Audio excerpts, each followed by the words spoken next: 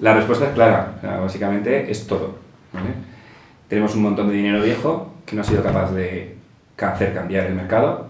Dentro de los mercados y las diferentes industrias es de los últimos que están llegando al mercado. Tenemos dinero nuevo que está haciendo una disrupción completa del mercado y básicamente hay que cambiar cosas desde dentro y cosas desde fuera, ¿vale? Yo nunca he creído que la innovación viene desde dentro, ¿vale? Siempre he creído que la innovación viene desde fuera.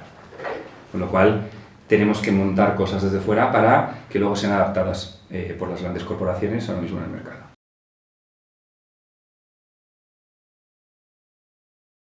Bueno, yo creo que muchas veces desde el mundo digital, que es donde vengo yo más que del mundo real estate, intentamos revolucionar el mercado real estate. Y lo que necesitan muchas veces en el mundo real estate son soluciones más operativas, ¿no? Entonces, la transformación digital lo que hace es partir de la base de lo que son las tripas de esas corporaciones a ir cambiando los procesos, ¿vale? Para optimizarlos, ¿vale?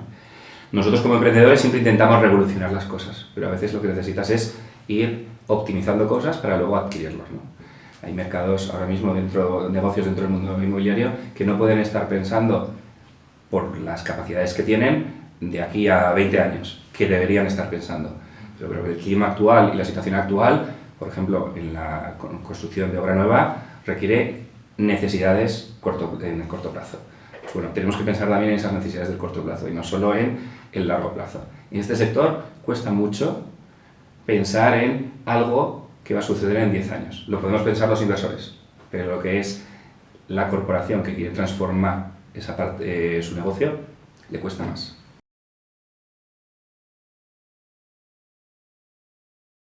Bueno, vuelvo un poco al punto anterior, ¿no? Esperar soluciones que les hagan mejorar su yield, ser más eficientes en su negocio actual y abrir nuevas líneas de negocio. Vamos a decir, eso serían un poco las tres cosas, ¿no? Optimizar y mejorar rentabilidad y abrir nuevas líneas de negocio. Muy bien.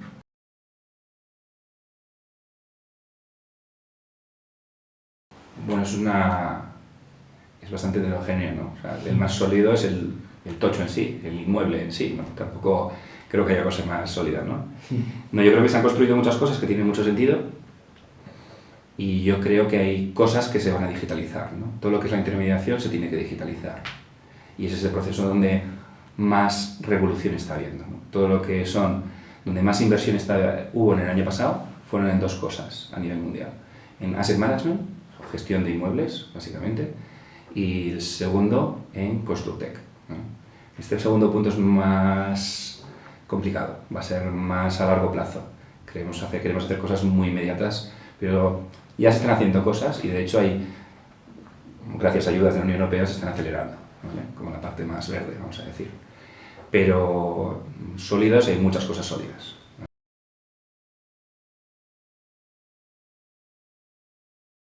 Una buena pregunta. Es el momento de comprar, ¿no? Sería la respuesta, yo creo. El mundo retail es el que más ha sufrido en la pandemia, sin lugar a dudas. El mundo residencial ha sufrido mucho menos. De hecho, en algunos aspectos ha seguido incluso creciendo, ¿no? Y se ve muy sostenible y muy robusto, ¿no? El mundo retail necesita una transformación absoluta. Las soluciones antiguas ya no sirven para la nueva situación, ¿no? En cualquier momento podemos tener otra pandemia. Tenemos que tener locales alquilados como marcas a largo plazo, porque si cancelo ese contrato, ¿qué soluciones me das? Necesitamos herramientas nuevas, ¿no? Yo creo que el mundo retail va a afrontar cambios tanto a corto plazo como a medio plazo muy, muy grandes y hay una oportunidad importante para las empresas tecnológicas ahí.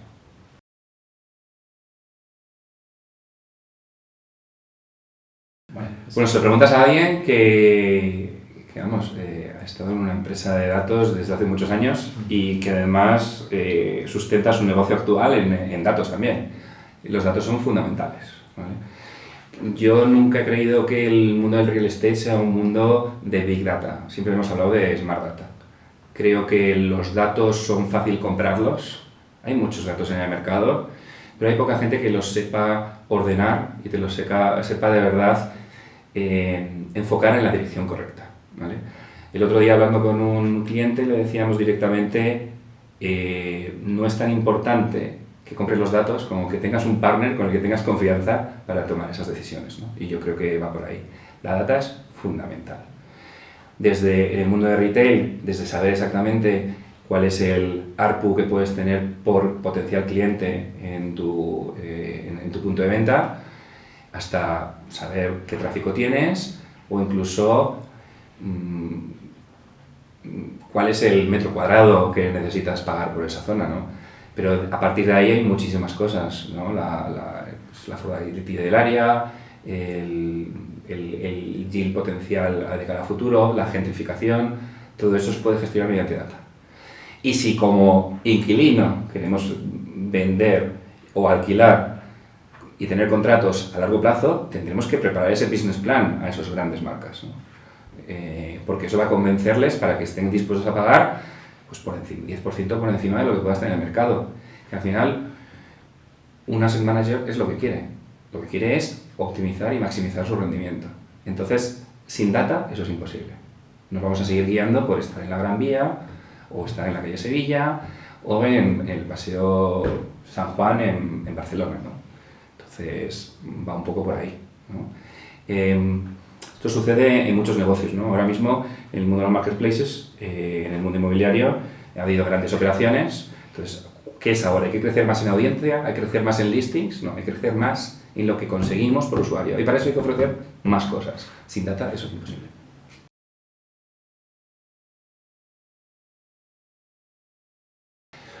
A ver, cada uno tenemos nuestras preferencias y sabemos lo que ha pasado en el último año, ¿no? Bueno, los últimos 2 años. Hay mercados como el griego, en el cual hay mucho apetito, pero también tiene sus propias características internas, ¿no? Esto va muy en línea de no solo es importante cuánto está creciendo, sino cuánto había bajado para ver cuál fue el pico en aquel momento, ¿no? Entonces, sí que es verdad que hay mercados como el francés que ha decrecido el precio, ¿no? Entonces, te podría decir más bien en qué mercados crece menos que en otros, ¿no? Y más en un clima de guerra. Existen zonas que son zonas de confort, igual que hay monedas de confort, hay zonas de confort, ¿no? Está claro que si la situación macroeconómica se ve perjudicada por la guerra, porque se alarga en el tiempo o se empeora, los capitales irán a las zonas donde se encuentran más cómodos, el centro de las grandes ciudades, pues, de las grandes capitales europeas o internacionales, ¿no? A medida, incluso pagando sobreprecios, porque es una moneda de refugio. El mundo inmobiliario es una moneda de refugio en ciertas zonas, en otras no tanto, ¿vale? Pero en un mercado en el cual, si no volvemos a tener otra pandemia, otra guerra o otro suceso, como que cualquier cosa que pueda pasar, pues bueno, hay mercados que ya estaban apuntando esas cosas, ¿no? Y el sur de Europa, en Europa, después, bueno, en España ya ha crecido mucho, pero aún hay zonas donde puede crecer y hay otros países importantes. Y si no, bueno, siempre hablamos de las grandes perlas como Latinoamérica, etcétera, pero hay que hilar muy fino, ¿eh? Y hay que hilar muy fino porque las situaciones geopolíticas tienen mucha incidencia en el mercado inmobiliario.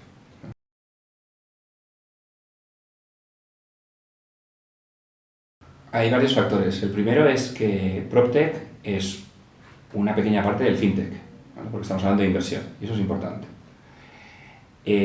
Con lo cual está dentro de esa ola, ¿vale? De hecho, si vemos la inversión ya no te hablo a nivel inmobiliario de adquisición de inmuebles, incluso en publicitaria, ¿no? Que es otro eje interesante, ¿no? Porque al final vas al B2C. La inversión publicitaria del mundo PropTech es la que ha hecho crecer el presupuesto invertido por todo el área de finanzas, por encima del resto. Hay mucho interés. El problema es que es un mercado más viejo, le cuesta más el cambio y es más difícil el cambio. El mercado financiero, la banca, etcétera, ha sufrido varias revoluciones digitales en ese sentido. El mercado inmobiliario no. En el mercado inmobiliario seguimos trabajando con Excel. Hablas con la gente y les hablas de una API y no sabe lo que es una API el 90% de la gente. Entonces, la gente que está invirtiendo en empresas PropTech, en muchos casos, y eso lo tenéis que saber vosotros, son gente que viene del mundo financiero, 100%, o viene del mundo digital, pero que vengan del mundo real estate, hay muy poquitos, porque no han nacido ahí, están aprendiendo y necesitan aprender. Entonces, por eso grandes marcas del mundo real estate han creado sus fondos financieros con gente financiera, que lo que hace es entender un poco cuáles son las dinámicas. Hay apetito muchísimo, porque tienes que pensar que una de las mayores inversiones de cualquier persona y cualquier fondo es el mundo inmobiliario, con lo cual hay muchísimo apetito. El tema es que lo que en el mundo digital, en otros sectores, empezó a cambiar hace 15 años, aquí está empezando a cambiar hace 2 o 3. Y sí que ha habido varios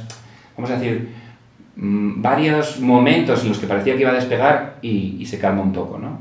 Es un mercado que es más cauteloso. Es más fácil sacar dinero comprando una casa y vendiéndola que invirtiendo en una PropTech. Entonces, con esa mentalidad que tiene el inversor real estate de la rentabilidad a 1 o 2 años, no se puede montar ninguna PropTech. Pero ¿quiénes son los ganadores? ¿Quiénes van a ser los ganadores del mercado? Aquellos que de verdad estén pensando de aquí a 7, 10 años, no los que estén pensando a corto plazo.